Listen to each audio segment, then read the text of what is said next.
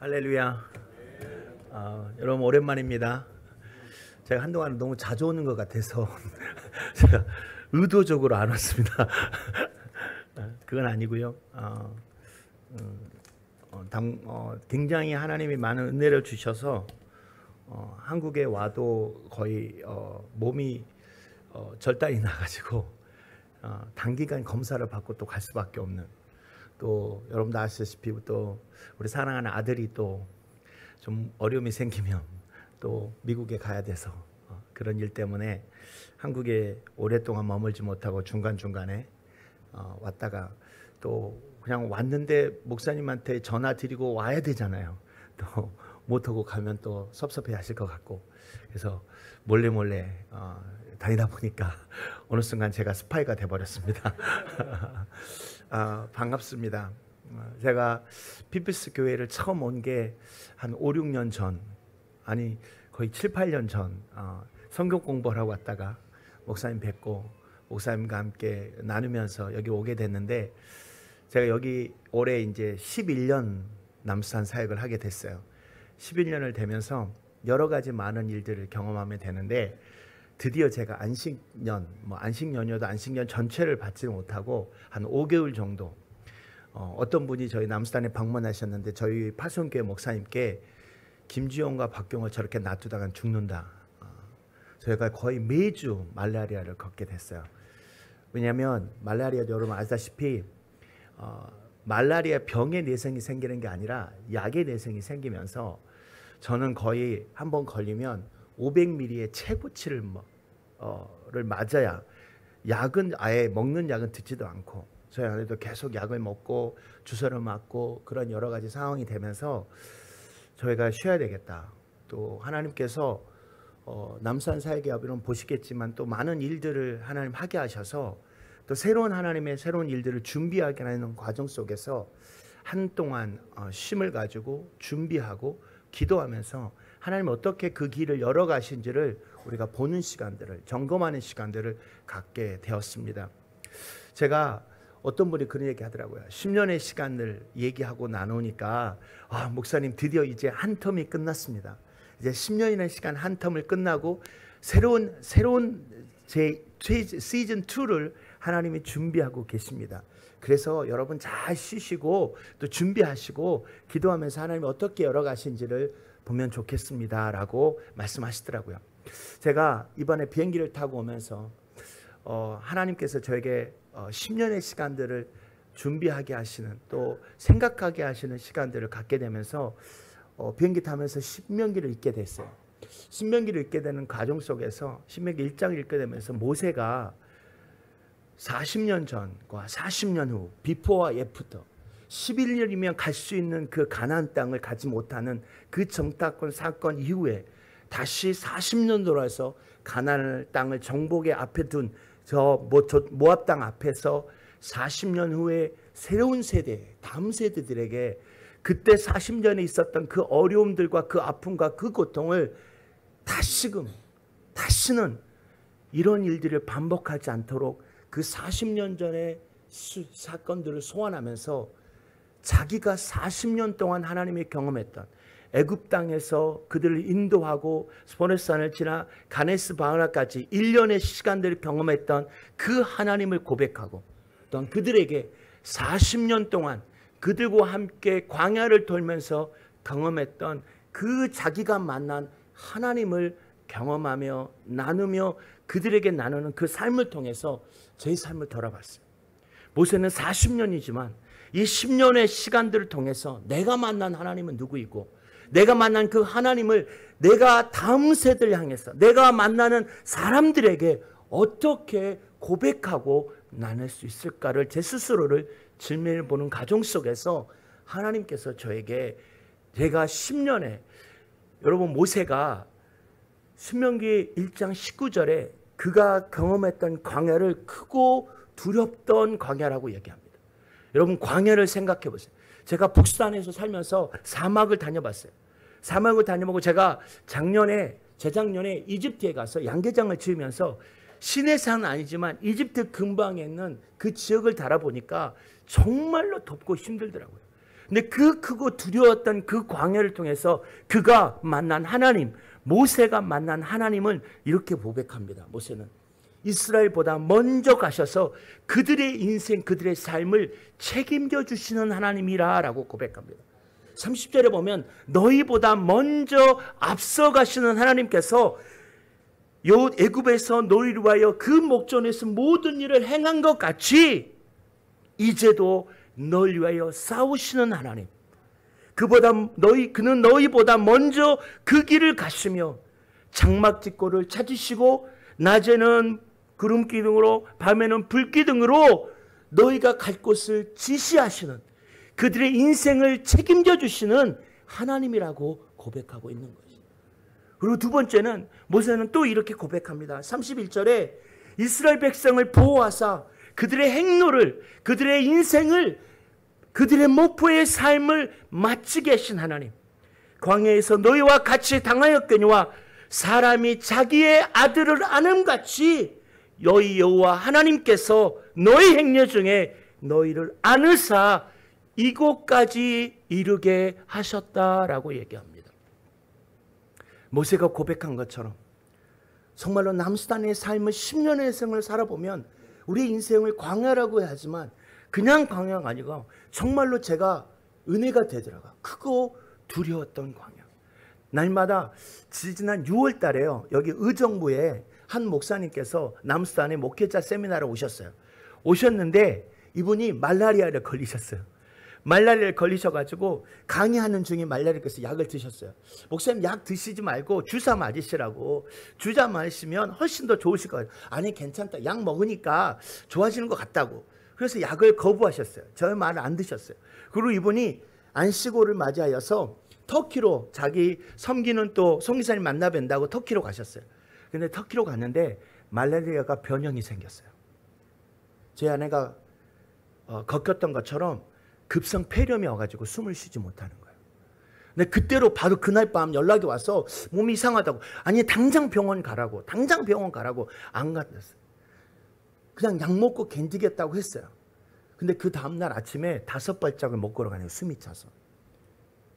산소호흡기를 끼고 일반 병원에 갔는데 산소호흡기가 해서 치료가 안 되니까 터키에서 제일 큰 병원에 간 거예요. 며칠 죽을 고비를 넘겼어요. 그분 이번에 와서 제가 만났어요. 제가 지금 숙소가 의정부거든요. 그분 통해서 숙소를 얻게 됐어요. 그분이 그러시더라고요. 성교수님이 말한 그 죽음의 공포가 어떤 건지를 경험했다는 거예요.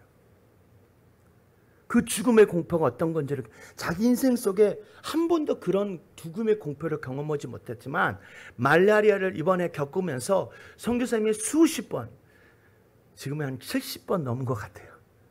70번의 말라리아를 겪으면서 겪었던 수많은 그 죽음의 공포를 내가 이해하게 됐다고. 정말로 크고 두려웠던. 또 이번에는 저희 가족 중에 동서 큰 동서님이 오셨어요. 저희 아내의 큰언니의 남편이 이제 정년퇴에 가시고 한번 남수단 오겠다고 저희 가족 처음으로 오셨어요. 근데 그분하고 얘기하면서 정말 남수단에 한 달 반을 저희랑 살면서 야 정말 이곳이 야곱이 고백한 것처럼 험악한 삶, 정말 제 인생이 정말 험악한 삶을 살았습니다. 그 발전되고 그 삶의 여러 가지 상황들 속에서. 근데 크고 두려운 삶의 모습 속에서 그 험악한 삶을 사는 과정 속에서 그 10년의 시간을 살아오면서 나는 나와 함께 하셨던, 나를 지키셨던, 나에게 도움을 주셨던 그 하나님을 나는 모세처럼 무엇라고 고백할 수 있을까? 나는 무엇라고 고백할 수 있을까? 신명기 1장을 비행기 타면서 오면서 내 삶의 10년의 시간, 정말로 수많은 말라리아에 걸렸고 전쟁과 공포 속에서 정말로 그 어려움의 순간순간들, 여러분 제가 여기 올 때마다 제대로 걷지도 못하고 여러분 올 때마다 수많은 어려움과 전쟁의 공포 속에 있었던 거는 그 속에서 나를 지키셨던 그 하나님의 간증하는 그 순간에 다시 한번 막연하게 이렇게 살았습니다라고 명령한 게 아니라 내가 만난 하나님의 10년의 삶, 20년의 삶, 여러분의 인생 속에 만났던 그 하나님을 다음 세대에게, 내가 믿지 않는 하나님을 모르는 사람들에게 어떻게 어떤 방법으로 어떻게 무엇으로 하나님을 정의할 수 있냐는 거죠. 제가 이 말씀 보면서 큰 도전을 받았어요. 그러면서 10년의 시간들을 이 말씀을 묵상하는 과정 속에서 되돌아보기 시작했어요. 10년 전에 남수단에 가는 그 순간, 케냐에서 우리 아이들을 데려다 놓고 케냐에서 우간다로 버스를 16시간을 타고 이민가막 4개를 들고 하룻밤 어느 알지도 못하는 선교사님 도움을 통해서 하룻밤을 자고 그곳에서 새벽 5시에 남수단 가는 버스를 타고 남수단 국경까지 갔어요. 남수단 국경에 갔는데 비가 와가지고 버스가 다 빠져가지고 다 비포장이었으니까 가지를 못한다는 거예요. 12km 지점에서 버스가 멈췄어요. 이러지도 못하고 저러지도 못하고 그 비 때문에 수백 대의 차들이 다 멈춰 서 있었어요. 어떻게 해요? 보니까 오토바이 택시가 있더라고요. 짐이 거의 5, 6개가 아니라 한 10개 됐어요. 뭐 박스고 뭐고 이렇게 하고, 또 어떤 분께서 남수단 가면 파워포인트가 프로젝트가 필요하게 돼서 자기 회사에서 뜯어온 프로젝트 파워포인트까지 가슴에 얹고 저희 아내 앞에다 두고 중간중간에 사람들 또 중간에 도망갈까 봐 앞에 저희 아내 세우고 저는 뒤에 타고, 그래서 애들 빠져나가면 안 되니까 그걸 보며 남수단 국경에 들어갔어요. 새벽 5시에 가서 도착한 남수단 국경에서 3시간 4시간을 기다리다가 또 버스를 갈아타고 밤 12시에 남수단 수도 주바에 도착했어요. 그곳에서 한인회 회장님 집에서 하루를 머무는데요. 너무 더워가지고요. 너무 더워서 도저히 거기 침대에 누워있을 수가 없었어요. 그때만 해도 남수단이 전기가 지금도 없지만, 수도에 전기가 지금도 없지만 전기가 없어서 너무 더우니까 타일 바닥에서 이쪽 땀이 좀 더워지면 또 땀 하는 데로 옮기고 저쪽으로 옮기고 저쪽으로 옮겨서 그 밤을 지새웠어요. 그리고 그날 그 다음날 제가 기도했던 그리고 선교지 삼았던 마르디라는 곳으로 갈 수 있었어요. 마디리에 가서 첫날 밤을 저희가 1년 반을 지냈던, 이게 되나요? 한번 봐주시겠어요? 이게 지금 마리디 공동체인데요. 저가 이걸 잘 못해서 그냥 넘겨주세요.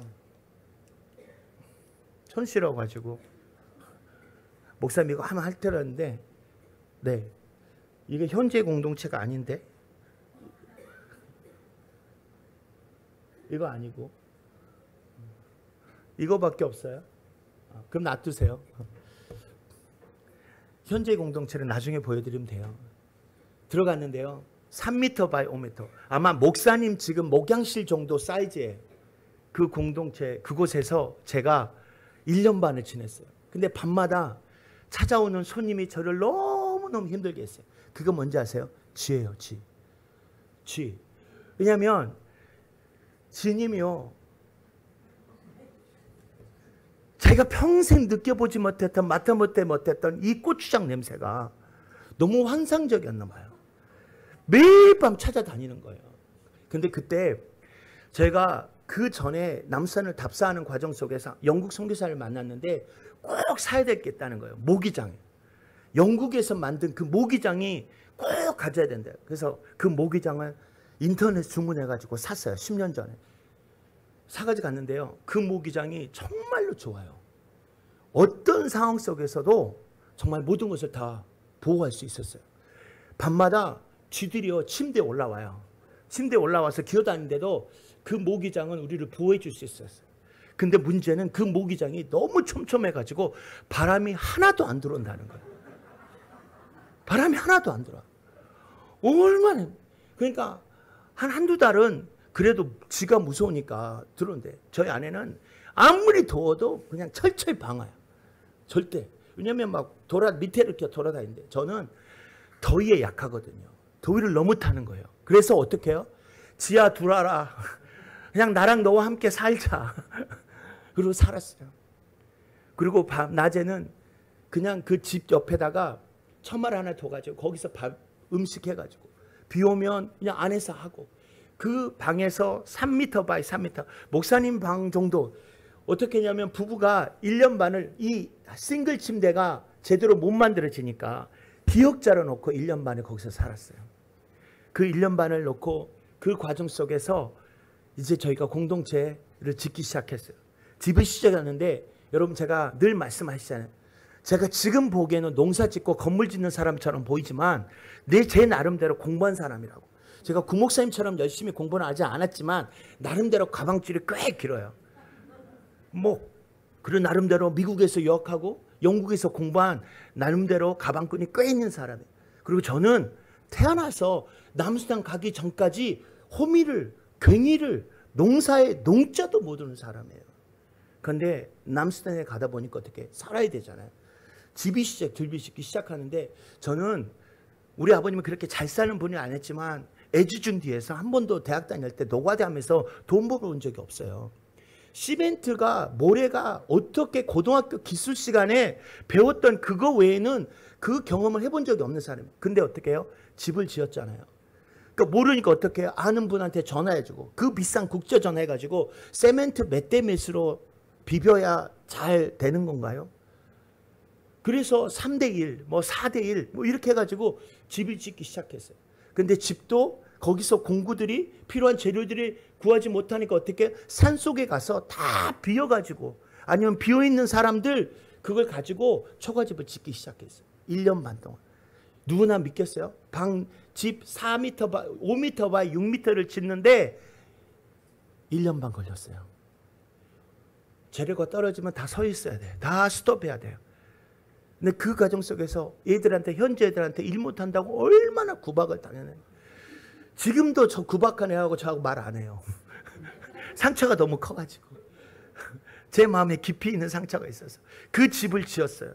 그 집을 짓고 그리고 하나님께서 집이 되니까 뭐 하기 시작했어요? 농장을 만들었어요. 여러분 그 농장이 지금 축구장 12개 되는 정도의 농장이에요. 근데 축구장 12개 정도의 농장인데요. 이것이 그냥 만들어진 게 아니라 전부 다 정글이었어요. 정글인 농장을 농사에 농자도 모르는 사람이 뭐 한 게 있었어요? 화전을 하더라고요. 그 사람들이. 밭을 만들 때 먼저 불을 다 태우고 불을 다지고 나서 이제 잡초들이 다 없어지면 나무들을 뽑아요. 근데 거기가 완전히 정글이에요. 다 이맘때만 나무들이 곳곳에 있었던 거예요. 어떻게 해요? 부르도저가 있어요. 트럭터가 있어요. 아무것도 없어요. 도끼, 갱이, 삽 갖고 애들하고 그거를 정리했어요. 근데 불을 태웠는데요. 저쪽에서 저기 한 400m 어떤 형제가 있는 곳에 한 400m 저 나름 일을 하고 있는데 보통 사람들이 불을 지려면 남수단에서는요. 뭐 해요? 밤에 해요. 바람이 없어요. 바람이 없으니까 밤에 불 질러야 돼요. 빨라도 6시 이후에 해야 돼요. 근데 우리 일하는 형제가 빨리 집에 가고 싶잖아요. 빨리 집에 가고 싶으니까 아직도 바람이 있는데 불을 질러버린 거예요. 불을 질러버리니까 어떻게 해요? 바람에 의해서 불이 확 마른 그 풀들이 타는데요. 순식간에 정말로 큰 망고나무 하나가 정말 그때 저는 호렙산에 불을 봤어요. 내 신발을 벗어라. 망고나무 하나가 타는데 전 주저앉았어요. 계약한 지 이틀 만에 선교사 쫓겨나는구나. 쫓겨나는구나. 이 동네가 다 지푸라기로 된 초가집이잖아요. 이 집 다 타면 이제 나는 쫓겨난 거예요. 그리고 내일 아침에 이 사람들 전부 다 집 탔다고 보상하러 오려고. 이거 어떻게 해야 되냐. 그리고요, 현지인들은요, 애들이 전부 다 뭐 장하고 있는 것도 아니고 다 쓰레빠예요. 그러니까 불에서 자기 몸 다치면 안 될까봐 전부 다 쳐다보고 있어요. 저희 부부만 미쳐가지고 불 지르면 다니면서 막까지 들고 다니면서요. 한국 같으면 119가 불러야 되는데 119 생각이 나는데 119가 없다는 거예요. 소방차가. 밤 11시까지 겨우 불을 껐어요. 집에 돌아갔는데 사진이 참 제가 아침에 잘못 줬나 봐요. 죄송해요. 사진이 저희 둘이가 머리가 다 타고요. 얼굴이 새까맣게 돼가지고 이제 끝난다고 생각했어요. 잠이 안 오더라고요. 이걸 어떻게 해야 되나. 밤이니까 옆에 있는 집들을 볼 수가 없었잖아요. 그 새벽 한 4시나 5시 해가 뜰 쯤 시작해서 이 사람들 이제 보상해달라고 쫓아오면 어떡할 건가 고민하다가 몰래 나가봤어요. 한 새벽 5시쯤 해 뜨기 시작할 때. 할렐루야. 그 주변에 있는 초가집들이요, 분명히 주님의 보혈이 출애굽기에서 물선주 피 바르듯이 그 피를 바르는 그 땅에 그 집이 하나님의 사자가 그 사망의 그것들을 뺏어온 것처럼 정말로 집과 집은 하나도 안 타고요, 그 옆에 있는 풀만 다 탔어요. 안 믿으시는군요. 전 깜짝 놀랐어요. 제가 그때 확신했어요. 하나님 우리를 이 땅에 보내셨다. 정말로 어떤 사람 딱 하나 그 끝부분 하나 탔다고 와서 보상해달라고 하더라고요. 근데 우리 형제들이 아니라고 그 거짓말한다고. 이미 다 탔어야 돼요. 큰 나무들이 몇 그루가 탔고 바람이 부니까 그 바람에 그 불씨들이 분명히 곁에 있는 초가집 집으로 다 가서 찼어야 되는데 하나님이 그 집들을 보호해 주셨어요. 저희를 보호해 주셨어요. 그러고 나서 농장이 준비되고 농장을 다 만드니까 어떤 일이 벌어졌어요? 농장이 준비되니까 하나님께서 이제 씨앗을 심어야 되잖아요. 씨앗을 심었어요. 제가 말씀드렸잖아요. 농사도 모르는 사람이라고. 땅을 다 했는데 그것도 괭이로 다 했는데 이제 옥수수를 심어야 되는데 우리 권사님들 옥수수 보통 몇 센치 간격으로 심으세요? 장로님 몇 센치 간격으로 옥수수 심어야 잘 심을까요? 잘 모르세요? 여기는 made in 서울, live in 서울이라서 잘 모르시나요? 저도 잘 몰랐어요. 또 전화해서 국제전화해서 몇 센치 간격으로 옥수수를 심어야 돼요? 그냥 물어봤어요. 몇 센치 간격으로 국제전화해서 몇 센치 간격으로 옥수수를 심어가지고 심어서 옥수수를 이렇게 됩니다. 그래서 그대로 했어요. 됐을까요? 안 됐을까요? 안 됐죠. 뭘 알아야지. 그냥 그래도 현지인들이 하는 방법을 했어요. 그래서 옥수수가 준비되고 또 우간다에 갔더니 우간다에는 또 제가 태어나서 처음으로 본 밭벼가 있어요. 밭에 벼를 심으니까 벼가 나오고 쌀이 되는 거예요. 이거 옥수수를 키우고 벼뼈를 펴면 닭사료를 만들 수 있는데 그걸 가지고 와서 또 심었어요. 그럼 밭벼가 자라는 거예요. 근데 어떤 분들은 이거 그 밭벼 하나에 몇 개씩 나와야 성공한다. 우리 그냥 몇 개 안 나오더라고요. 그리고 애들은 밭벼 할 때 제가 봤잖아요. 그 밭벼가 수확할 때 우리는 낫으로 밑둥을 베잖아요. 애들은요 위에 그 꽃 따듯이 그 벼만 따요. 칼로. 그래갖고 2번 일을 하고 3번 일을 하게 돼요. 그걸 따요. 그리고 노래 부르면서 따요. 할렐루야 뭐 하면서 따요. 그리고 이제 나중에 이렇게 절구를 찍으는데 그런 거예요. 하여튼 그래가지고 쌀이 준비되고 쌀겨가 준비되고 옥수수가 준비되니까 제가 뭘 했겠어요? 양계장을 지었어요. 양계장을 지을 때 그 모든 재료들을 우간다에서 수입한 것들을 사다가 또한 가장 중요한 거 기둥을 세워야 되잖아요. 기둥을 세울 때 여기 한국처럼 뭐 철물점이나 어떤 회사에 들어가서 오도하는 게 아니라 산속에 들어가서 다 나무 베갖고 와야 돼요. 도끼로, 기계도 아니고 도끼를 이만한 도끼를 베갖고 와서 이 도끼를 뱉는데 그것도 어떻게 해요? 껍질을 다 벗겨요. 다 벗겨서 폐유 갖다가 다 발라요. 왜? 개미 때문에. 그거 안 하면 그냥 1년 안에 그 개미들이요 그 나무 다 먹어버려요. 그걸 심어서 드디어 양계장을 지었어요. 양계장을 들고 와서 짓고 나서 뿅아리를 가져오는데 어디서 가져와요? 우간다로 가져와요. 제가 말씀드렸잖아요. 우리 뿅아리들은 여러분보다 더 빨리 비행기를 탄 애들이라고. 생후 이틀 만에 비행기를 타고 와요. 그래 얼마나 교만하겠어요. 맛있는 거 안 주면 안 먹고 그냥 죽어버려요. 고집부리다가. 우리 뿅아리들이요. 남수단은 보통 뿅아리를 가져오면 엄마 품처럼 따뜻해야 돼요. 근데 이게 남수단은 일교차가 굉장히 심해요. 보통 25도 차이가 나요. 아침하고 낮하고 새벽하고. 그러니까 엄청 춥잖아요. 엄청 추워요. 그래서 제 나름대로 방법을 뭐 했냐면 옆에 있는 숯불 화로를 만들어가지고 몇 군데 놔둬서 그 보온되도록 했어요. 우리 형제들이 너무너무 피곤했는지 그냥 화로에다가 숯을 왕창 넣어놓고 다 자버렸어요. 그럼 어떻겠어요? 추운다고 전부 다 천막으로 다 막아놨잖아요. 공기가 빠져나갈 뿐이 없어요. 우리 병아리들 500마리 갖고 온 거, 비행기 태워 갖고 온 거 350마리 그날 아침에 다 죽었어요. 질식해서 죽었어요. 연탄가스가 아니고 숯가스 맡아가지고 150마리 남았어요. 그래서 150마리를 먹여야 되는데 저는 정말로 양계 양자도 모르는 사람이에요. 그냥 어디 세문 한번 갔다가 그냥 듣고 남수단에는 이런 일들이 필요하겠다. 농업공동체, 자립공동체를 만들어서 이 양계를 통해서 이 일들이 이루었으면 좋겠다라는 소망을 가지고 배웠어요. 열심히 배웠어요. 그래서 한 달 동안 거기 가서 완전히 무임금 뺑이만 치고 양계를 배워가지고 왔는데 제 생각대로 안 되더라고요. 왜요? 사료가요. 기계가 있어야 부술 거 아닙니까? 기계가 어디 있어요? 전기도 없는데 어떻게 했어요? 절구 가지고 옥수수를 쪼갰어요. 쌀을 쪼갰어요. 결을질을 해서 그걸 가지고 사료를 비볐어요. 저는 그러면 9999 우리 보통 TV 보니까 9999 하고 병아리들이 닭들이 와서 다 먹고 계란 다 나눈 줄 알았어요. 안 되더라고요. 저는 6개월이 됐는데 병아리들이 이제 계란이 나오기 시작해야 되거든요. 커가지고 날마다 보면서 주여 은혜를 부으사 우리 닭들에게 계란이 나게 하여 주시옵소서.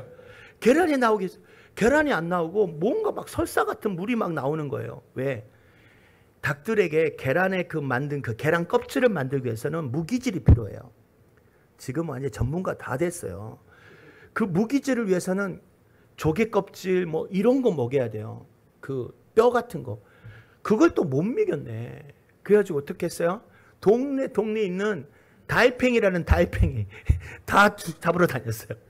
그 잡아가지고 다 이렇게 쪼개가지고 달팽이 주면 또 그게 또 여러분 우리 닭들은요 여러분보다 훨씬 잘 먹어요. 날마다 그 비싼 달팽이 요리를 먹고 있다니까요.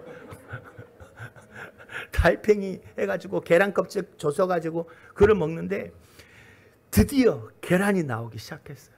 할렐루야. 우리 아내랑 저랑 계란 나오는 날 계란 20개 먹었어요. 너무너무 맛있어가지고. 우리 계란이요 지금도 난리 아니에요. 우리 단기팀 오시고 손님들 오셨는데 우리 남산 계란이요 세계 최고래요. 백숙을 우리 해드렸거든요. 우리 동서는 매주 백숙을 해 먹었어요. 자기가 먹은 백숙 중에 최고래요. 여기 우정부 이번에 죽었다 살아난 목사님은 백숙 한번 먹었는데 자기가 지금까지 먹은 백숙 중에 최고래요. 여러분 오십시오. 제가 매일 백숙을 해드리겠습니다. 그랬어요. 닭이 되고 계란 내기 시작하면서 저희 아내가 우리가 이렇게 하면 되겠냐. 근데 우리 아이들이 주변에 있는 아이들이 매일 우리 집에 공동체에 놀러 왔어요. 그 아이들이 놀러 와서 그러면 우리 토요일마다 아이들하고 같이 성경 공부를 하자. 그래서 제가 안 하는데 않겠어요. 나는 안 한다. 나는 안 하고 당신이 다 해라. 내가 할게. 그래서 어린이 사역을 시작했어요. 어린이 시작을 사역했는데 이 동네 아이들 한 30명이 왔어요.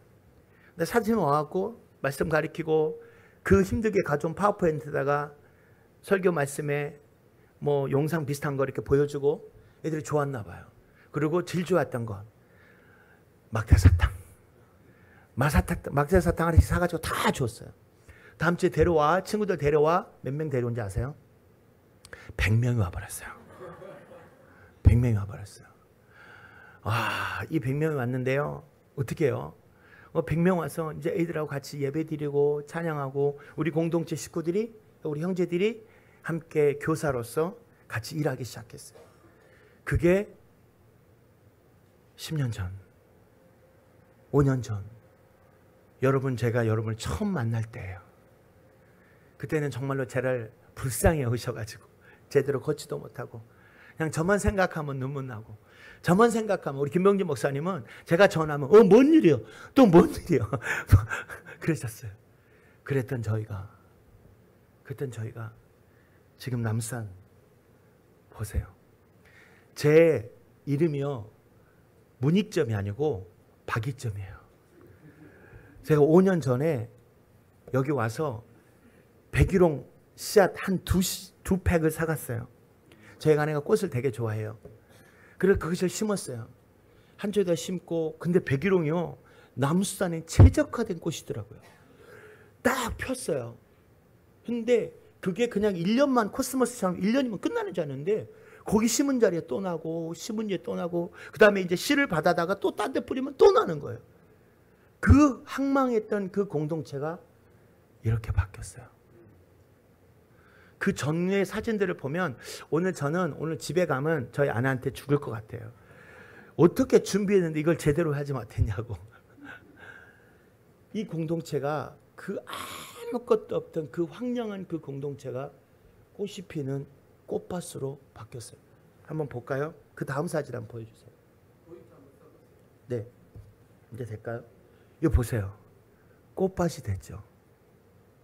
꽃밭이 됐죠. 근데요, 이 지금 저희 펜스 바뀌거든요. 남산 사람들은 꽃이 거의 없어요. 전쟁으로 그 꽃을 볼 수 있는 마음도 없고 꽃을 잘 몰라요. 우리 아이들이요, 바이브클럽 와가지고 꽃을 앞에 일단 따요. 그 먹기도 해요. 근데 여기 완전히 포토존이 돼버렸어요. 꽃을 보는 거예요. 그래서 제가 이 꽃을 볼 때마다 온도드 선교사님이 그 얘기해요. 우리의 아무것도 우리는 보이지 않는 온도드 선교사님 기도에 보면 하나님께서 자기를 태평양을 건너와 이 땅에 심으셨다라고 얘기해요. 이 꽃 한 송이를 통해서 하나님 우리를 옮겨다가 남수단에다가 심으셨다는 생각이 들어요. 그래서 이 아름다운 이 꽃 한 송이가 이 남수단에 정말로 많은 사람들을 기쁨을 주고 행복을 주고 감사하게 만들어 주셨다고 생각해요. 한번 또 보실래요? 그래서 그 농장, 이 농장이 이렇게 바뀌었어요. 축구장 12개가 제가 또 그런 건 잘해요. 정리 같은 건 되게 잘해요. 그래서 50m, 100m, 60m, 50m, 100m, 50m, 100m, 50m 격리 정리를 쫙 해가지고 굵게 더 보면요, 정확하게 이렇게 나와요. 옥수수. 이번 첫 번째 이번에 옥수수가 150가마 정도 될 것 같아요. 자, 그 옥수수 한번 보시죠. 죄송해요. 자, 옥수수. 농사에 농자도 모르는 사람이 옥수수 이렇게 이 밭뼈, 이게 밭뼈예요. 우리 지금 등에 약간 옷 이상하게 입은 우리 지금 눈 이렇게 벼 비고 있는 친구가 우리 승환이에요. 승환이 와서 용돈벌이 일하고 있어요. 자, 한번 보실래요? 자, 그런데 영상 한번 있을 건데.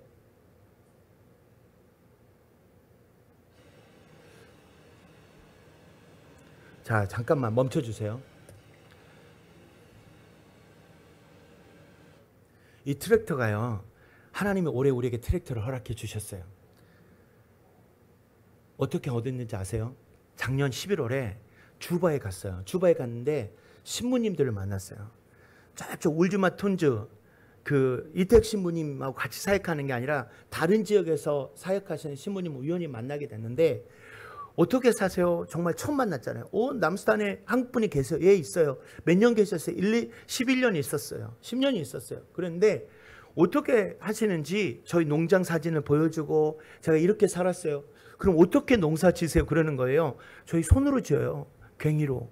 20명, 30명 아이들이 손으로, 한 50명 아이들이 이렇게 해서 살아요. 그랬더니 우리 트랙터 있어요. 한국에서 가져와가지고 5년째 놀리고 있다는 거예요. 자기들은 농사 안 지어가지고. 왜 그 복잡한 걸 왜 해요? 그냥 후원자들이 보내주신 건데 그대로 있다는 거예요. 그러시냐고. 목사님, 그러면 우리가 트랙터 드릴 테니까 받으시겠냐고. 할렐루야. 올해 트랙터 받았어요. 근데 트랙터 받은 저는 트랙터만 줄 줄 알았더니 트랙터에다가 괭이랑 노탈이랑 이거 있죠, 드는 거까지, 포크레인 이거까지 올 세트로 저희한테 보내주신 거예요. 제가 작년 재작년까지 뭐 했냐면, 오랫동안 콩을 녹수를 심으니까 땅에 기운이 빠져가지고 콩 심었거든요. 콩을 심었는데 거의 콩이, 남수동 콩은 거의 2m 이상 자라는 콩나무예요. 근데 콩을 2년 동안 심으니까 어떻게 해요? 이 뿌리가 붙여가지고 거의 뭐 팔뚝만한 뿌리들이 다 있잖아요. 그거를 다 트럭트로 다 갉아냈어요. 그리고 노타리 쳐가지고 이거요. 보통 이번에 기름값이 오르고 물가가 너무 올라가지고 우리 농장 사이즈에서 트랙터 다른 거 빌려다가 하면 거의 2,000불 이상 들어요. 그리고 그 남수단의 트랙터들은 홈이에요.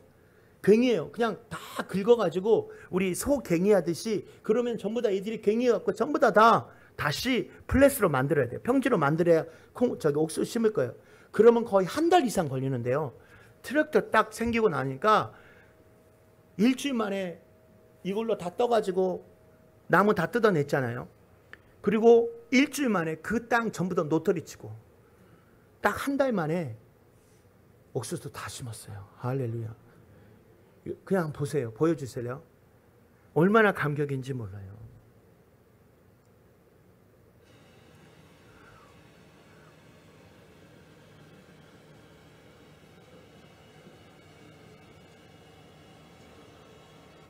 자, 그러고 나서 우리 뿅아리들 10년 동안 이 뿅아리를 전부 다 이렇게 비행기에다 실어가가지고 정말로 수십 번 사고들이 있었어요. 어쩔 때는 물을 잘못 먹여가지고 전부 다 설사병으로 죽고, 어떨 때는 너무 많이 매워가지고 변비여서 똥을 맞서서 죽고, 질식해서 죽고. 그래서 이 뿅아리를 키우기 시작해서 이 계란을 만든 거예요. 이 계란을 만들었어요. 얼마나 맛있는지 몰라요. 진짜 와서 보시기 바랍니다. 그 계란을, 그래서 이 계란, 이 닭들을 통해서요, 지난달에 저희가요, 계란 팔아가지고 저희 공동체 인원, 형제들, 밖에서 일하는 애들, 건축 보조하는 애들까지 해서 86명의 월급을 줬어요. 그리고 계란팔이 해가지고 저희 지금 공동체 운영 경비가 다 나와요. 거기다가 3종 세트. 저희 어린이 사역 같이 함께하는 스태프들이 한 60명 되거든요. 그 60명이 뭐 일주일에 2번씩 나와요. 우리 중고등학생들이에요. 그 아이들 지금 200명 넘는데 그 아이들 60명 뽑아가지고 매달 10불씩 저희가 용돈 줘요. 그 경비까지 이 계란 팔아가지고 해결하고 있어요. 할렐루야. 하나님의 은혜예요. 하나님이 하셨어요. 여러분도 좋으시죠? 날마다 아파가지고 이리 저축 저리 주다가 하던 박경호가 3년 동안 무슨 일이 있었던 거예요, 저것들한테. 이게 그 어린아이들 30명 주일에 막대 사탕으로 시작했던 어린이 사역들이요, 지난주 저희 오기 전까지 1200명이 모여서 예배드려요. 그 아이들 예배드리는 건 보세요. 영상 한번 보실래요?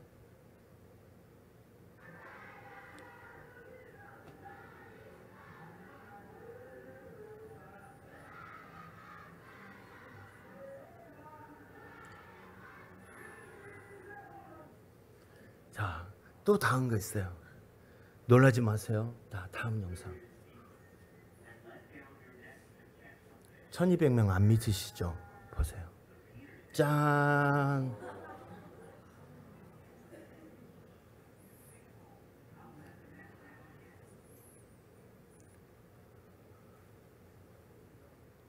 여러분, 하나님이 하셨어요. 작년에 이게요, 이 지금 예배드리는 공간이요, 제가 6m 바이 8m로 그냥 지푸라기에다 올려가지고 세웠던 그곳이 지금은 12m 바이 18m로 넓혀가지고 이 공간도 지금은 부족한 게 됐어요. 근데 이 아이들이요, 남수탄이 어떤 아이들이에요? 전쟁으로 인해서 그 마음 안에 두려움과 공포의 DNA가 숨어있는 애들이에요. 지금도 밖으로 나가지도 못해요. 어디 가서 제대로 하나님 앞에 예배 드릴 수 없는 이 환경의 아이들이요, 매주 토요일마다 와가지고요, 여기서 예배 드리고요, 찬양하고요, 뛰고요, 말씀드려요. 말씀 듣는데요, 얼마나 말씀을 찾냐면 눈이 빠져요. 왜냐하면 걔들은요, 태어나서 처음으로 TV 보는 거예요. 우리 권사님들 어렸을 때 TV 한번 보세요. 동네에 TV 하나 있으면 모두 가갖고 눈이 빠지잖아요. 내가 먼저 TV로 들어가리라. 우리 아이들이 그래요. 그리고요, 저희 아이들이, 저희 공동체에 차가 3대가 있는데요, 이 차를 거기서 2시간, 3시간씩 가가지고 5번, 6번 왕복해가지고 애들 데려와요. 힘들죠. 기름값만 한 달에 1,000불 이상씩 들어요. 거기다가 보세요. 뭐 있냐면, 또 한번, 이 아이들 1,000명 아이들 매주 토요일마다 밥을 먹여요. 매주 1,000명 이상의 아이들 밥 먹이는 거 쉽지 않아요. 하나님이 또 저를 또 밥벌을 또 시키셔가지고, 옛날에는 막대상땅 하나만 됐는데 재작년인 건가요? 우리가 주문했던, 우리가 샀던 막대사탕이 우간다에서 빅 때문에 안 와가지고 애들을 먹이지를 못하잖아요. 그러니까 첫 번째, 그래서 아직 차가 지금 오는 길이에요. 조금만 기다려라. 그래서 한 2주 안에 올 것 같아요. 그래서 저희 아내가 또 열정이 한열정 하잖아요. 밀가루에다가 꽈배기를 만들었어요. 그거 1,000개 튀겼어요. 금요일 날부터 아침 8시부터 밤 11시까지. 미치는 줄 알았어요. 저는 그 발효의 능력을 그때 깨달았어요. 이거 꽈배기를 이렇게 또 꽈배기해야 돼. 애들이 좀 더 신기하니까 또 그걸 먹여야 된대. 그냥 동그랑땡 하면 좋겠구만. 꽈배기를 모았어요. 그래서 돌아가면 꽈배기가 발효돼가지고 하나가 다 돼버리는 거예요. 아세요? 꽈배기 이렇게 목쳐놓으면 이렇게 분리가 되잖아요. 꽈배기 하나하나가. 근데 돌아서면 발효가 되니까 전부 다 하나가 돼버리는 거예요. 뭐 또 다시 다 짜야 돼요. 튀겨가지고. 근데다가 가스가 어디 있어요? 숯불로 튀겼잖아요. 숯불로 꽈배기를 1,000개를 만든다고 생각해 보세요. 쉽지 않잖아요. 2주를 하니까 못 하겠다는 거예요. 애들도 지쳐가지고. 그럼 밥 먹자. 밥을 먹여볼까? 아니, 애들이 밥은 날마다 먹으니까 괜찮겠다네. 아니, 밥을 한번 먹여보자. 그래서 밥을 먹였어요. 애들이 난리가 났어요. 우리 애들이요, 남순한 애들이 하루에 한 끼 먹어요. 밥을 한 끼 먹어요. 근데 그 가정마다 거의 가족들이요, 자기 형제들이 거의 7, 8명, 기본이 4명, 5명이에요. 그러니까 이 꼬마 아이들은 언니들이 다, 누나들이, 형들이 다 뭐예요? 다 큰 애들이 얼마나 배고프겠어요. 저녁 7시, 8시인데 이제 저녁 되면 먹거든요. 하루 종일 굶다가 물 먹고 살다가. 그러면 그 형들이, 누나들이, 큰 사춘기 애들이 얼마나 잘 먹어요. 그럼 그걸 먹다면 그 나머지 애들은 전부 다 남은 찌꺼기에 핥아먹는 거예요. 근데 매주 토요일마다 와가지고요, 자기 평생에 처음으로 자기 접시에다가 옥수수하고 카사바를 섞은 물빵떡에 콩에 야채에 계란엔 아니면 소고기에 화렴정정으로 막사탕탕 하나 딱 꼽아서 가니 얼마나 좋겠어요. 얼마나 행복하겠어요. 이게 크리스마스 특식이었어요, 이번에. 그리고 한국에서 손님이 오시면 소 잡아요. 요즘은 우리 계란값이 너무 올라가가지고 소값이나 계란값. 왜냐하면 계란 한두 개가 아니잖아요. 1,000명이면 거의 300불이에요, 한 주에. 그럼 소값이 한 300불, 400불. 그러면 소 잡자. 그래서 소 먹이는 적도 있어요. 하나님이 이런 은혜를 주셨어요. 언제 복음이 닫힐 줄 몰라요. 제가 지역교회 목사님들한테 그래요. 제가 20년 몇 년 전에, 27년, 30년 전에 영국에서 공부할 때 영국 교회가 교회를 방문하면 할머니, 할아버지밖에 없었어요. 다음 세대에 하나도 없었어요. 근데 그때 한국은요, 다음 세대라는 얘기를 하지 않았어요. 그냥 교회 문만 열면 어린아이들이 가득 찼어요. 그러지 않았어요? 지금 보세요. 지금 보세요. 65%의 교회가 주일학교가 없어요. 남수단에 그 얘기해요. 너희도 10년, 20년 안에 주일학교가 없을 수 있다. 제가 10년, 20년이 아니고요. 저희 이 시골 마을에도요. 제가 이번에 단기팀이 오셔가지고 한국에서 한 교회, 한 학교를 중고등학교를 초청해서 전도 집회했어요. 옛날 같으면 다 왔을 거예요. 400명인데 150명 왔어요. 근데 그 친구들도 다 생짜야. 복음을 몰라요. 우리 청소년들, 우리 예배드리는 아이들, 주일학교, 남수단 주일학교 없어요. 그냥 아이들이 대예배 때 특송하고 그냥 아무것도 안 해요. 복음을 드릴 기회가 없어요. 저희 교회 담임 목사님, 파송계 목사님이 작년에 오셨어요. 너네 물 들어올 때 하나님이 복음을 전할 수 있는 기회를 줄 때 이게 언제일지 모르니까 모든 에너지와 모든 시간을 다 동원해서 이들에게 복음을 전해야 된다.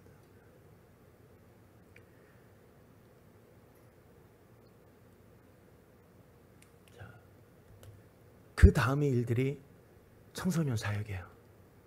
우리 청소년들이요, 한 160명, 170명. 한 1년 반 전에 청소년들을 모아서 같이 예배를 드리죠. 어린아이들을 하니까. 이 일이 어떻게 시작됐냐면, 그 저희 공동체 옆에 있는 학교에 교장선생님 오셔서 5명 아이들을 데려왔어요. 근데 그 아이들이 학비가 없다는 거예요. 학비가 없으니까 좀 도와달라고. 그러면 오케이, 내가 학비를 도와줄 텐데 그럼 너희가 어린이 사역, 토요일만은 어린 사역 교사로 너희 섬겼으면 좋겠다. 작년에 그래서 5명 아이들을 2년 전에 학비를 주기 시작해서 어린이 사역을 돕게 했어요. 하나님, 제 마음에 학비를 한번 주면서 우리 아이들, 중고등학생들 좀 데려왔으면 좋겠다. 그래서 장학금 증서를 학교 가서 증거하면서 모집하기 시작했어요. 작년 초에 35명 줬어요. 작년 두 번째 텀에 100명이었어요. 작년 세 번째 텀 120명. 올해 160명, 올 초에. 두 번째 텀, 지금 두 번째 텀 하고 있거든요. 230명 아이들 장학금 줬어요.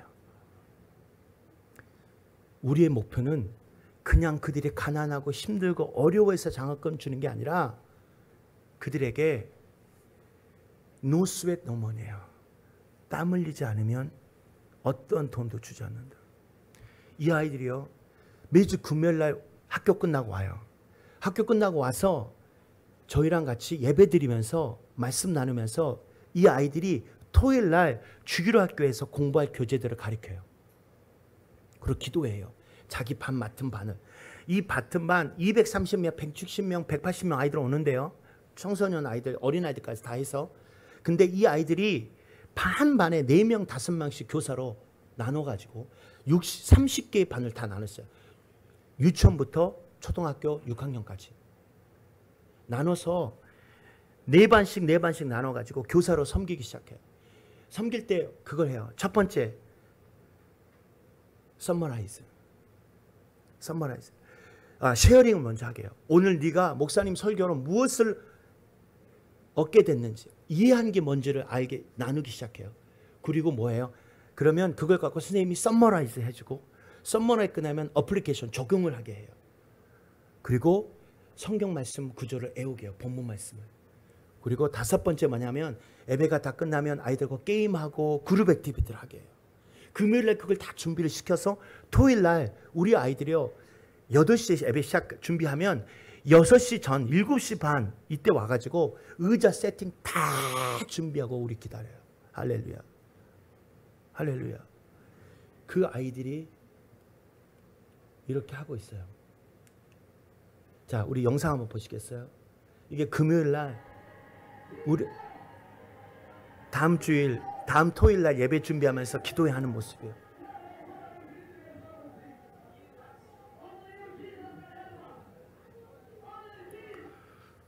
자, 그 다음에 뭐죠?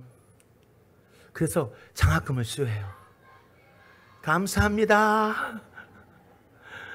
정말 하나님이요, 보통 한 아이당 거의 30불 정도 되면 저희가 내년에 좀 기도 제목이 있어요. 2만 불 모금해야 돼요. 2만 불 이상을 모금해야 돼요. 이 아이들 학비를 위해서. 근데요, 이 아이들이 그냥 아이들이 아니에요. 거의 다 싱글맘이고요. 고아이고요. 아버지가 알코올 중독자여서 거의 제대로 학교를 다닐 수 없는 아이들이에요. 이 아이들이 이곳에 와서 함께 주의 말씀을 배우며 민족을 살리고 나라를 살리기 위한 하나님의 귀한 백성으로 자라고 있는 거예요. 여러분 기도해 주세요. 여러분의 기도가 필요해요.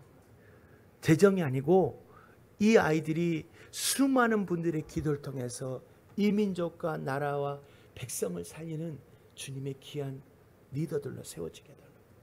올해 단기팀이 왔잖아요. 20명의 청년들이 왔어요.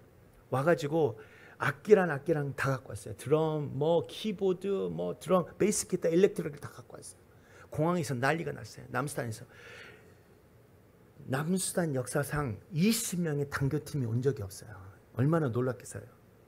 근데요, 제가 이 모임 시작할 때, 유스 모임 시작할 때 믿음으로 선포했어요. 저희가 어떻게 하냐면 유튜브 동영상 다운받다가 영어 찬양 부르며 현지 찬양 부르면서 Lord I need you, Lord I need you 찬양하거든요. 그러면 선포했어요. 수년 내에 하나님께서 우리에게 드럼, 키보드, 이 모든 실제적인 악기들을 가지고 와서 우리가 예배하게 될 것이다. 1년 반 만에 하나님 우리의 기도를 들어응답해 주셨어요. 더 놀라운 건 저희 단기팀이 이번에 와가지고 각 학교마다 두 학교씩 해가지고 전도 집회를 했어요.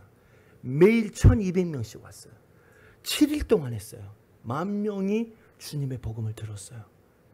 그리고 오후에는 이 단기팀이 이 악기들을 우리 공동체, 우리 유스 아이들에게 악기를 가르쳤어요. 저는 설마 했어요. 딱 7일 만에 마지막 날 애들이 그 7일 동안 배운 걸로 각 섹션별로 해서 찬양이 만들어져 나오더라고요. 할렐루야.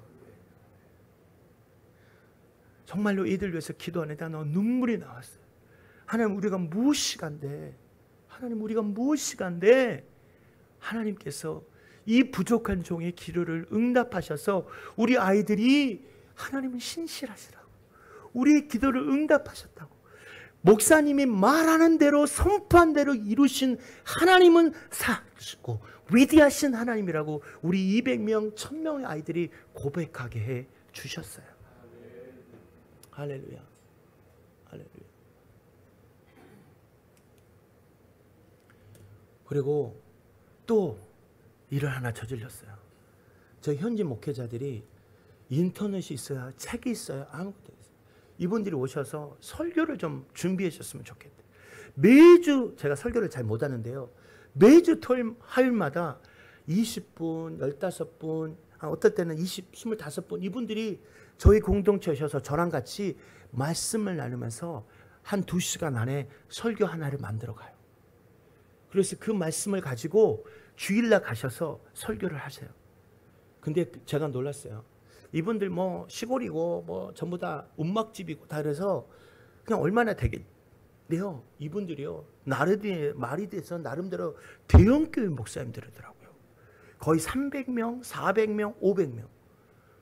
저기 따져보니까 저와 함께 나눈 이 말씀을 통해서 거의 10,000명 이상의 성도들이 하나님의 말씀으로 매주마다 양육받고 있다.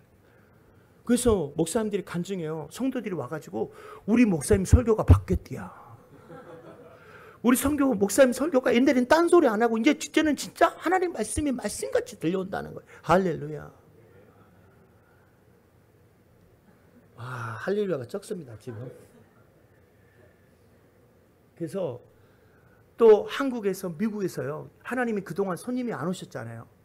10년 동안 손님이 없었어요. 9년 동안. 근데 이제 김 목사님 오시라고 하는 말씀이에요.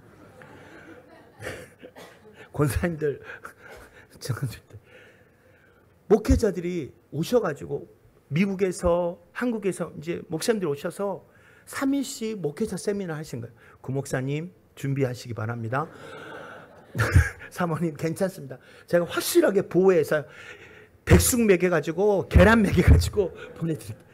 그래가지고 목회자들 세미나를 하기 시작했어요. 그러니까 어떻게 해요? 숙소가 부족하잖아요. 이 목회자 숙소, 여자 목사님들, 남자 목사님은 숙소를 짓기 시작했어요. 지었어요. 5동 지었어요. 그래서 몇 공간은, 3개 공간은 우리 공동체 식구들 살게 하고, 이 목사님, 여자 목사님, 남자 목사님들 쓸 수 있는 공간들. 그리고 또 하나님께서 은혜 주셔서 현지 교회들, 이렇게 생긴 교회들을 짓게 하셨어요. 그리고 잠깐만요. 여기 꺼주세요. 여기서 멈춰. 작년에요. 어느 목사님들 사모님 모임을 갔는데 사모님 표정이 전부 다 일하고 있어.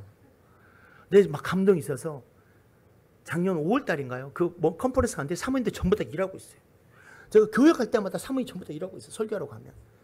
제가 막 감동이 있어서 목사님들 앞에서 한 150명, 200명 되는 목사님들 앞에서 올 12월에 사모님들 위한, 당신들은 목회자 세미나 하면서 또 은혜도 받고 또 먹을 것도 먹는데 사모님들을 위해서 없다.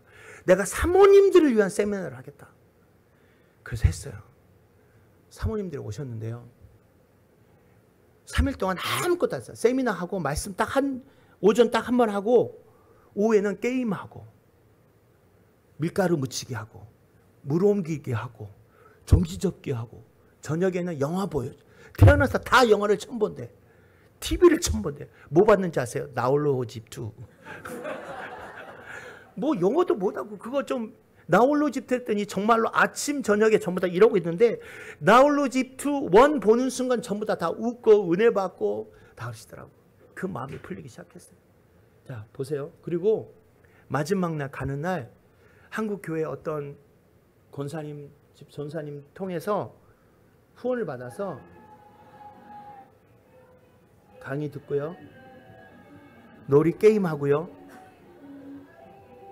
물가루 묻히게 하고요. 잠깐만 꺼주세요.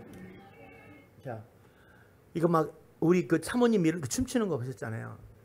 150분을 사모님 옷 한 번씩 다 해드렸어요. 그리고 흑인들은요 평생의 로망이 있어요. 가발 3개씩 다 크리스마스 선물로 오셔서 가발 하나, 옷 하나 가져갔어요. 얼마나 좋았겠어요. 목사님들은 목회자 세미나 하면요 감사당 오는 가버려요.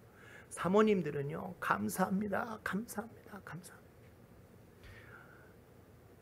올해 또 하자는데 제가 안식년 간다고 뭐 한다고 그랬어요. 내년에 할 거예요. 내년에 할 거예요.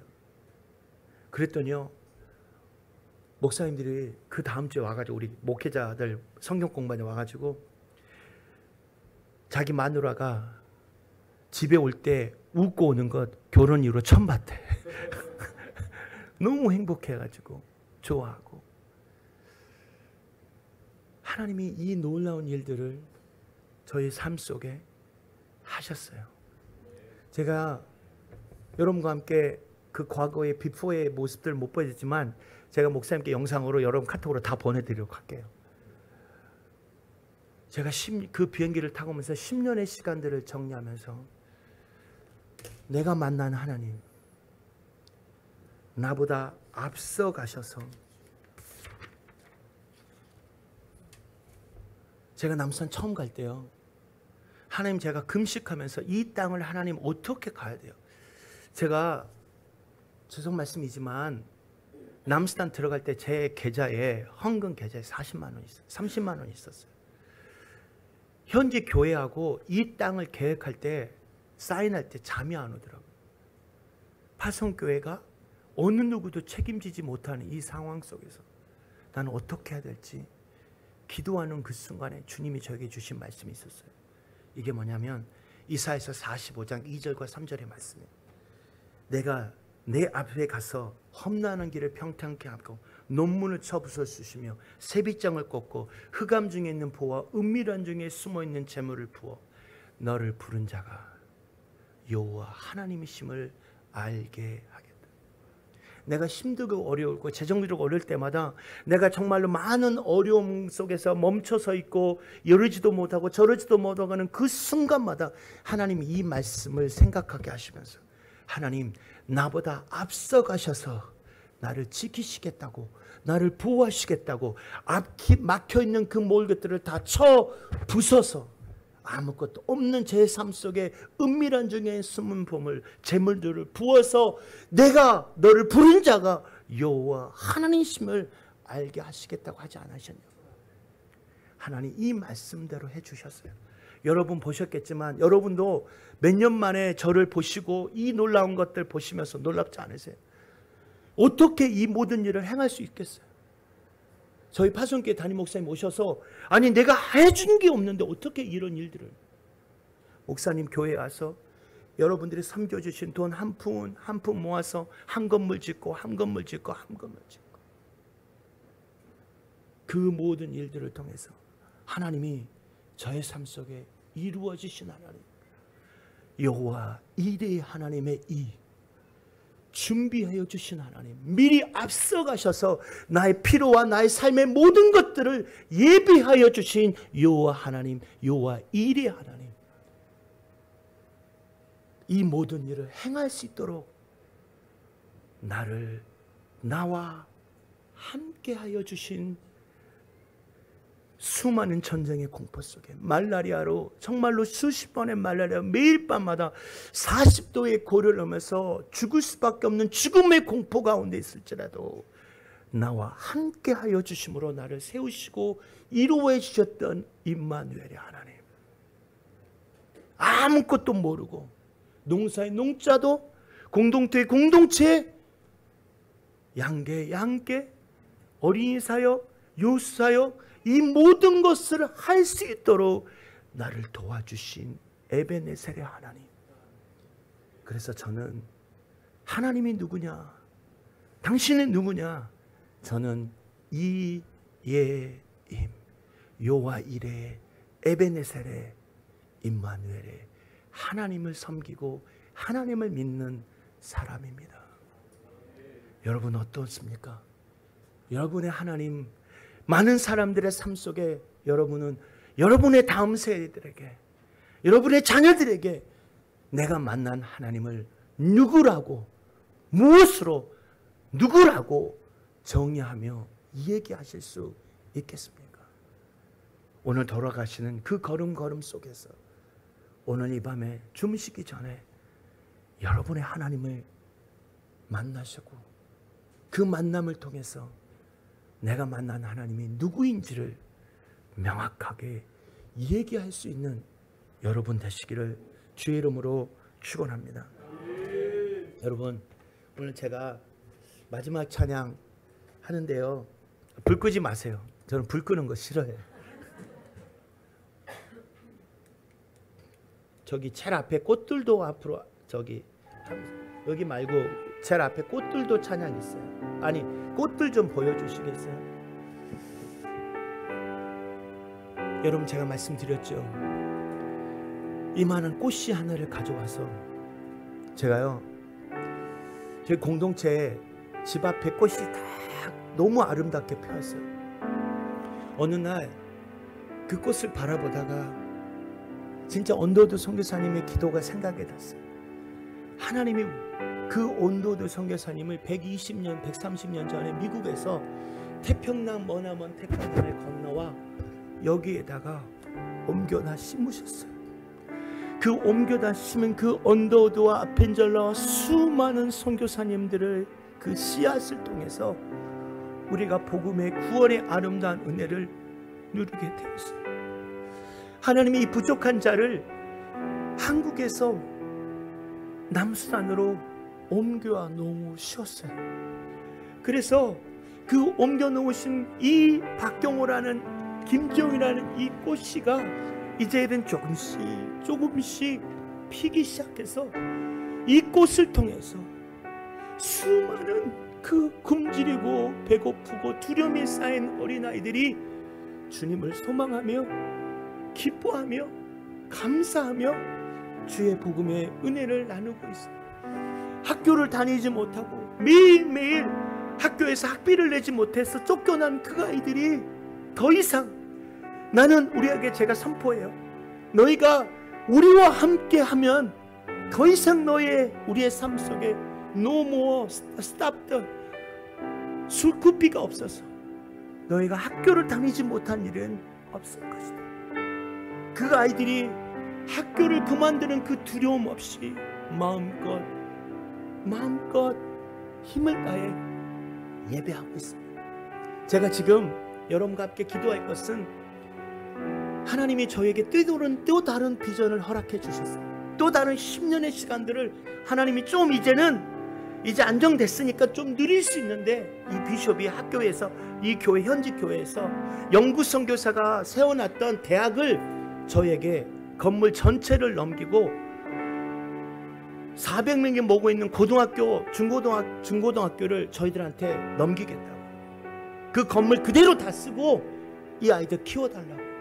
그리고 이 학교 건물에다가 직업학교, 농업학교, 신학교 세워서 이 다음 세대들을 키워달라고.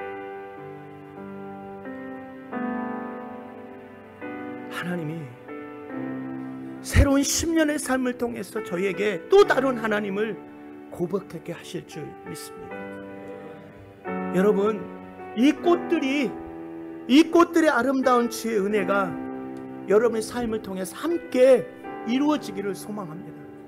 목사님이 점점 교회가 연약해지고 점점 교회의 재정들이 어려워지지만 주님 앞에 믿음으로 나아갈 때 주님이 이루어 주실 거라 믿습니다.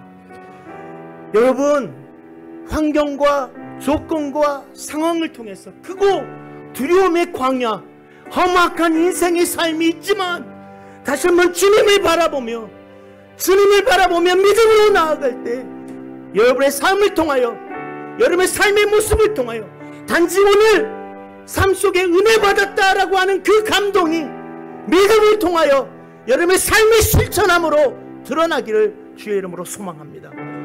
여러분, 일어나십시다.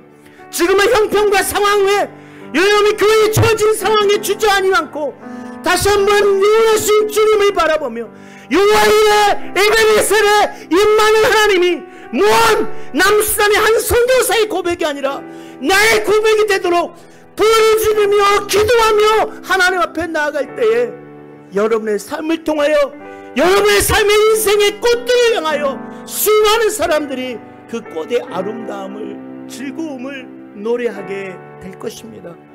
이것이 우리가 주님이 우리를 부르신 목적이요, 주님이 우리를 구원의 복음의 사람으로 세우신 이유라 믿습니다. 오늘 다시 한번 여러분의 인생의 꽃이 피기를 주의 이름으로 축원합니다. 오늘 이 찬양 부르면서 단지 이 멜로디가 아름답다가 아니라, 주님, 내 인생이 아름답게 해주십시오. 내 인생이 다시 한번 꽃이 피게 해주십시오. 그리고 내 꽃을 통하여 수많은 사람들이 주의 은혜를, 주의 복음을, 주의 기쁨을, 내가 고백한 하나님을 만나게 해 주십시오라고 고백하는 여러분 되시기를 주의 이름으로 축원합니다. 일어나십시다. 하나님, 내가 꽃으로 다시 한번 아름다운 주의 꽃이 되기를 원합니다. 이 마음으로 다시 한번 우리 찬양하면서 기도하겠습니다.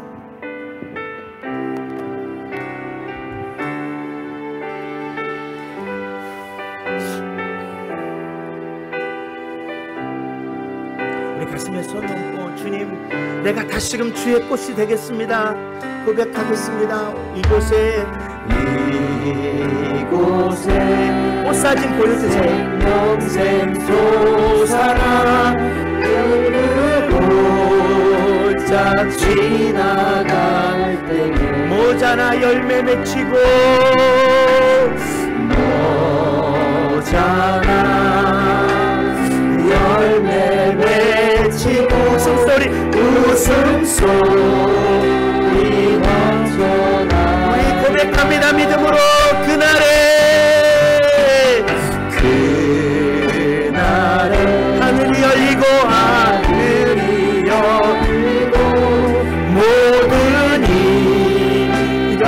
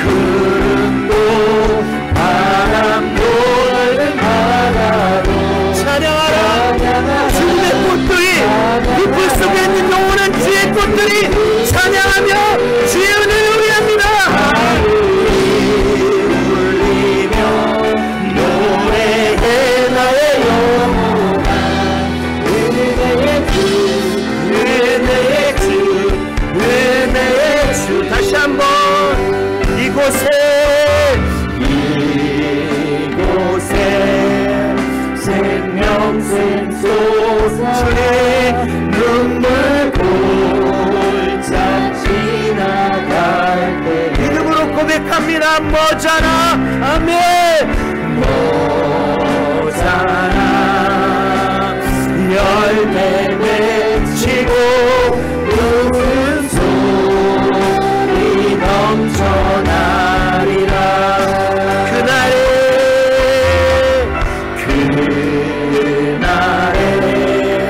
하늘이 열리고 모든 이가 아멘이십니까? 아멘이신 분마다 두 손 높여들고 믿음으로 고백합니다. 마침내 꽃들이 피고 피플스 안에 피플스 교회 안에 영원한 주님의 꽃들이 노래합니다. 할렐루야. 꽃들도 아멘. 사랑도 넓은 바다도 찬양하라 찬양하라 예수를.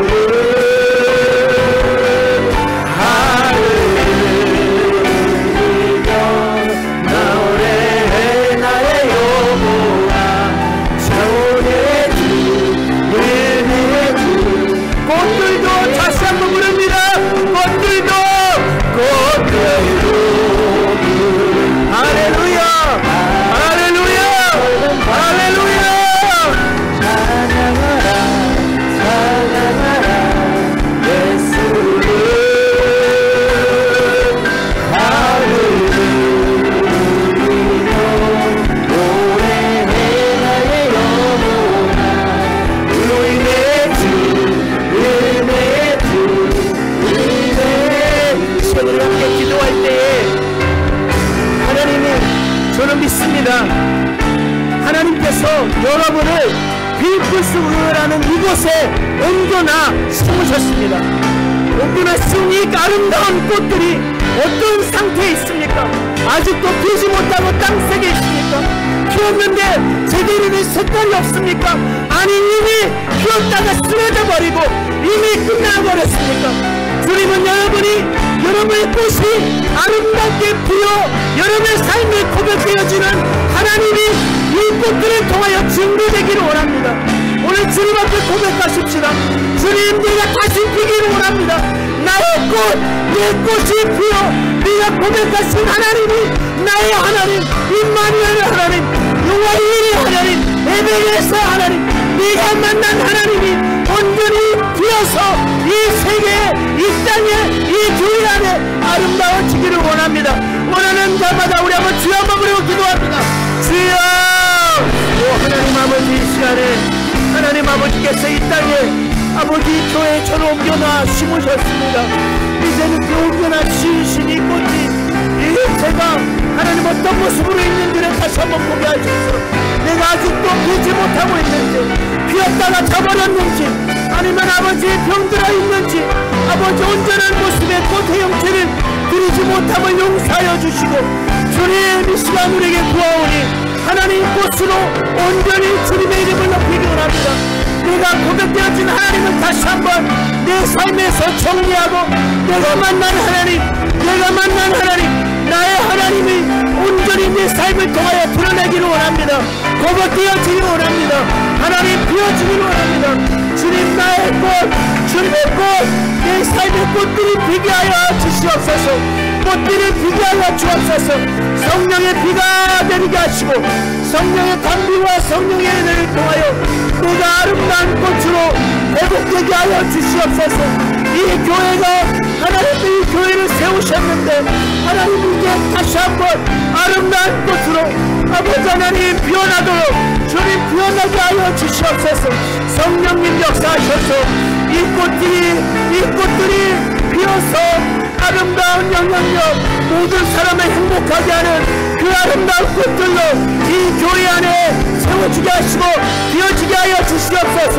오 성령님이여, 오 주님, 주님의 성령의 불을 내리사 하나님의 말에 하는 이 꽃들을 향하여 일어나라. 꽃들이 다시 한번 생기어 부어지게 하여 주소서. 아버지 하나님, 주님의 강한 군사로 일어나게 하여 주시옵소서. 성령님 역사하여 주셔서 환경과 조건과 상황에 상관없이 주의 거룩한 영을 부으셔서 다시 한번 아름다운 꽃들로 부의 꽃들로 생명을 꽃들로 회복되어주는 놀라운 역사가 일어나게 하여 주시옵소서. 성령님이여 성령이여 역사하여 주시옵소서. 주여 역사하여 주시옵소서. 병들었다면 회복시키시고 병들었다면 치유하여 주시고 고쳐주시고 회복시켜 주셔서 아름다운 꽃들 주의 아름다운 꽃들이 노래하게 하여 주시고 주의 이름을 찬양하게 하여 주시옵소서. 주님 감사합니다. 주님 감사합니다. 그렇게 하신 주님을 찬양합니다. 회복시키시고 고치시고 다시 피부하신 하나님을 찬양합니다. 감사합니다. 주님 예수님의 이름으로 기도합니다.